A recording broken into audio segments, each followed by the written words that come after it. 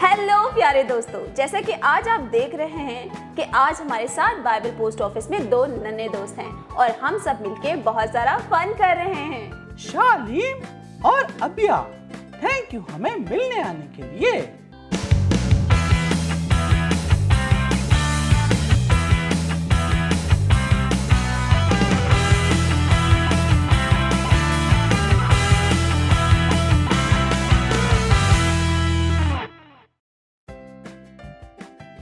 Thank you रिया बाजी कि आपने मुझे इतने प्यारे प्यारे से टॉयज दिए। थैंक यू रिया बाजी, आपने मुझे इतने सारे चॉकलेट्स दिए। आप फिर जरूर आइएगा, मैं और रोनी आप दोनों को बहुत मिस करेंगे। रिया बाजी और रोनी भाई, आज हमने बहुत फन किया। रिया बाजी, रोनी भाई, आप मेरे बहुत अच्छे दोस्त बन गए हैं। काश हम एक साथ रह सकते। मैं भी आप दोनों के जाने से बहुत उदास हो जाऊंगा। अरे अरे अरे, उदास मत हो, मेरे पास आप सबके लिए एक आइडिया है।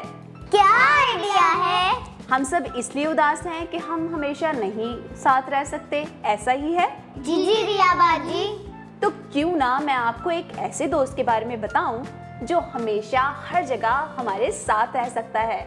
क्या वो मेरे घर में भी रह सकते हैं? जी जी बिल्कुल, वो आपके घर भी रह सकता है। रिया, क्या मैं उसे जानता हूँ? जी बिल्कुल मेरे प्यारे बुल। रिया, भुलक्कड़ मत कहना।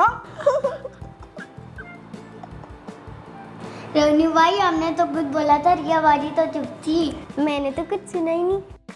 ओह गुड, तो बताएं रिया, कौन है वो? रिया बाजी जल्दी बताएं ना प्लीज। ओके ओके ओके, तो वो अजीम दोस्त है यीशु मसीह। अरे हाँ, यीशु ही तो है सबसे बेहतरीन दोस्त। लेकिन यीशु तुम्हारा खुदा है ना, सारी दुनिया का मालिक। लेकिन यीशु तो खुदा का बेटा है, फिर हमारा दोस्त कैसे हुआ? शालीम और अबिया, यीशु बेशक सारी दुनिया का मालिक है, तो भी वो हमारा दोस्त बनना चाहता है। और जानते हैं, यीशु ने ऐसा खुद कहा है। जी हाँ, बाइबल मुकद्दस में यूहन्ना की अंजील 15वें बाब की 14वीं और 15वीं आयत में यूँ लिखा है, जो कुछ मैं तुमको हुक्म देता हूँ, अगर तुम उसे करो तो मेरे दोस्त हो। तुम्हें मैंने दोस्त कहा है। आमीन।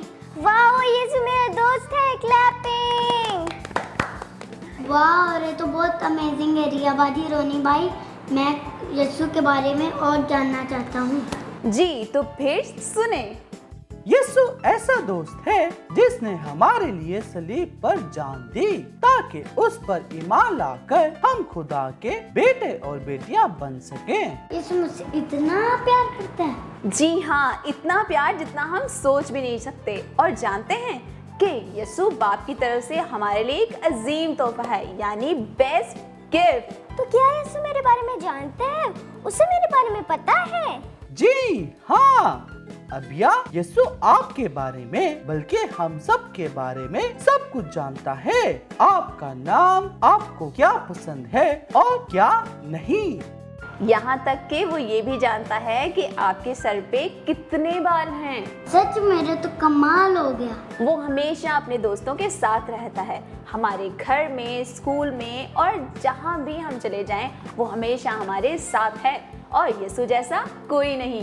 ये यीशु कितना जबरदस्त दोस्त है। क्या यीशु कभी नाराज नहीं होता? नाराज तो होता है। वो क्यों?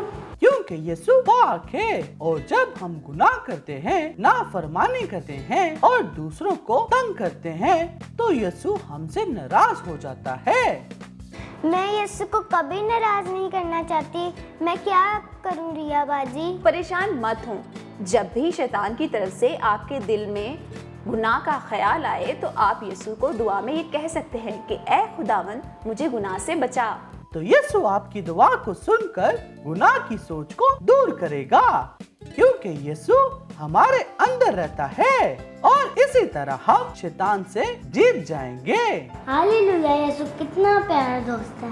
अब से यीशु मेरा बेस्ट फ्रेंड है। मेरा भी, लेकिन ये बात हम यीशु को बताना चाहते हैं। बहुत आसान, आप अभी दुआ में यीशु को ये बात बता सकते हैं। बल्कि दोस्तों, आप भी शालीम और अबिया के साथ मिलकर यीशु को बता सकते हैं कि आप उससे दोस्ती करना चाहते हैं। अब आप तेरा शुक्र हो कि तूने मुझे यीशु की सूरत में एक अजीम दोस्त दिया।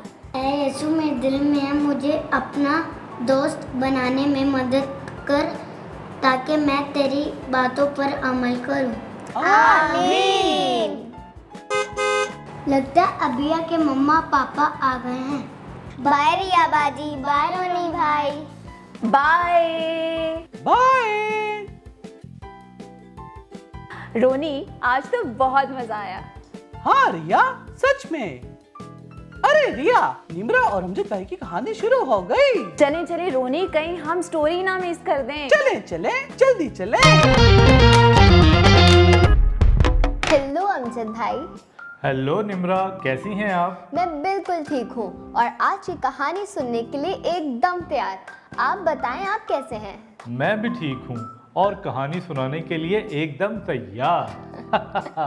अरे वाह, फिर देर किस बात की, जल्दी से कहानी शुरू करते हैं। ओह हाय दोस्तों, मैं उम्मीद करता हूँ कि आप सब भी निम्रा की तरह कहानी सुनने के लिए तैयार हैं। तो चलें कहानी शुरू करते हैं, तो गौर से सुनिएगा।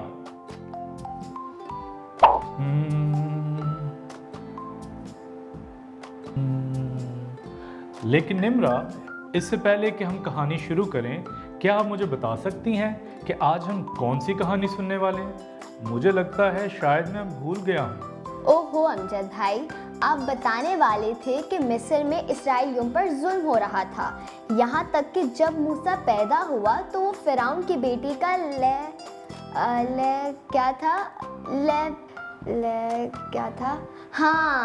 पालक बेटा बनकर फिरौन के महल में पला बढ़ा।